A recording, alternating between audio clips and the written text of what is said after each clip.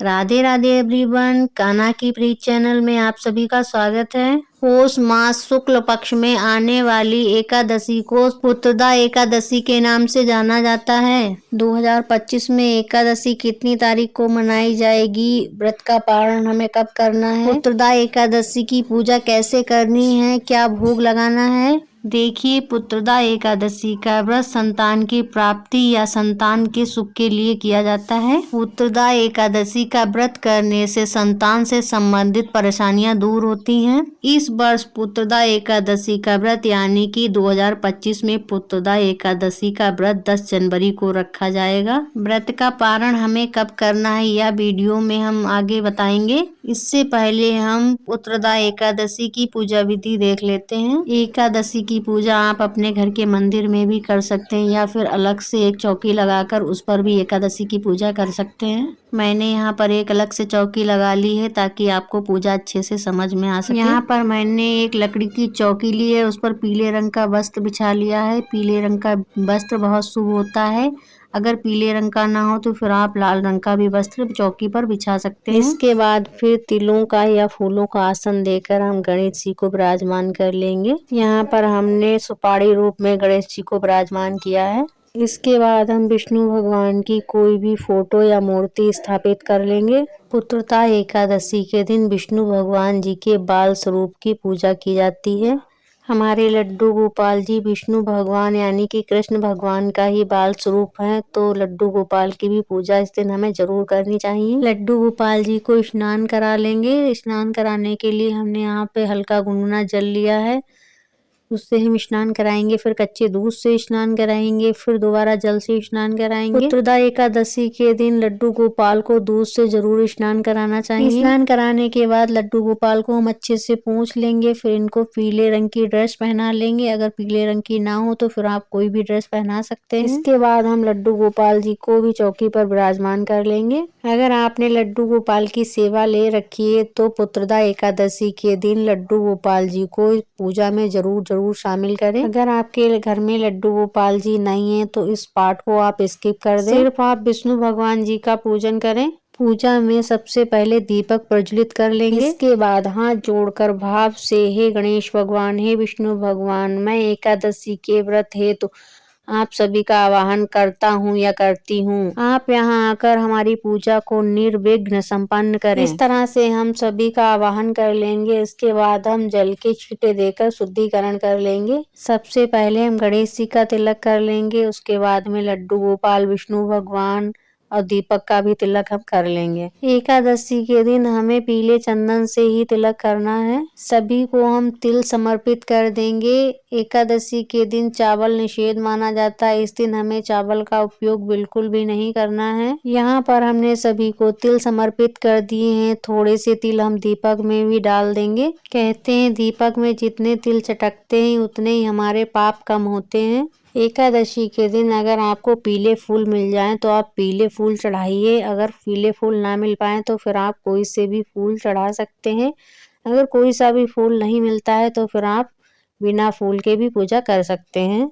इसके बाद हम सभी को भोग समर्पित करेंगे। सबसे पहले हम गणेश भगवान को भोग समर्पित करेंगे। गणेश जी का भोग हमें अलग से लगाना है क्योंकि गणेश जी के भोग में तुलसी नहीं पड़ती है।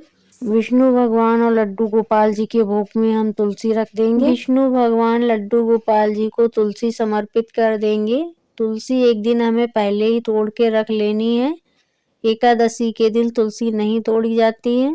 सभी को हम वस्त्र रूपी कलावा समर्पित कर देंगे, जनेऊ समर्पित कर देंगे। पुत्रदा एकादशी के दिन दूध का भोग हमें जरूर लगाना है। सभी को हम जल समर्पित कर देंगे। एकादशी के दिन अन्न की बनी हुई चीजों का भोग नहीं लगाना है। इस दिन आप चाहें तो फलों का भोग लगाएं या फिर घर पर दूध से बनी हुई मिठाई का भोग लगा सकते हैं। इसके बाद हम दक्षिणा जरूर समर्पित करेंगे। दक्षिणा हमारी पूजा में रही हुई कमियों को पूरी करता है। देखिए, पुस्तक से हमें ज्ञान मिलता है, इसलिए हमें पुस्तक का भी पूजन जरूर करना चाहिए। पुस्तक का पूजन करने के बाद एक हाथ में थोड़े से तिल और पुष्प लेकर हम एकादशी व्रत की कथा पढ़ें। पुस्तक है तो आप पुस्तक से कथा पढ़ लें। अगर पुस्तक आपके पास नहीं है तो आप मोबाइल से भी एकादशी व्रत की कथा सुन सकते हैं। कथा का वीडियो चैनल पर आ चुका है, आप वहां से जाकर कथा सुन सकते हैं। लिंक डिस्क्रिप्शन बॉक्स में दे दिया है, आप जाकर देख लें। कथा संपूर्ण होने के बाद जो भी अक्षत और पुष्प हाथ में लिए हैं वह थोड़े से हम लोटे में डाल देंगे और थोड़े से विष्णु भगवान के सामने छोड़ देंगे। इसके बाद हम धूप दीप जलाकर प्रेम पूर्वक आरती कर लेंगे। पहले हम बहुत प्रेम से गणेश भगवान की आरती करेंगे, इसके बाद विष्णु भगवान की आरती करेंगे। अगर आपको आरती नहीं आती तो सिर्फ आप इस तरह से घुमाते हुए 7-5 बार आरती कर लें। आरती करने के बाद या तो हाथ में थोड़ा जल ले लें या फिर किसी पुष्प से जल लेकर 3 बार क्लॉकवाइज घुमाते हुए हमें जल जमीन पर छोड़ देना है। इसके बाद हम भगवान से क्षमा याचना करेंगे। हे विष्णु भगवान, जो भी हमसे पूजा में जाने अनजाने में गलतियां हो गई हैं, आप उन गलतियों को क्षमा करें, ऐसा बोलकर हमें क्षमा याचना करनी चाहिए। इस तरह से हमारी पूजा संपूर्ण हो जाती है। इसके बाद हमने जिस भी आसन पर बैठकर पूजा की है उसी आसन के नीचे थोड़ा सा जल डालकर और अपनी 3 उंगलियों से अपनी दोनों आँखों और माथे पे लगा लेंगे। ऐसा करने से हमें पूजा का पूर्ण फल मिलता है।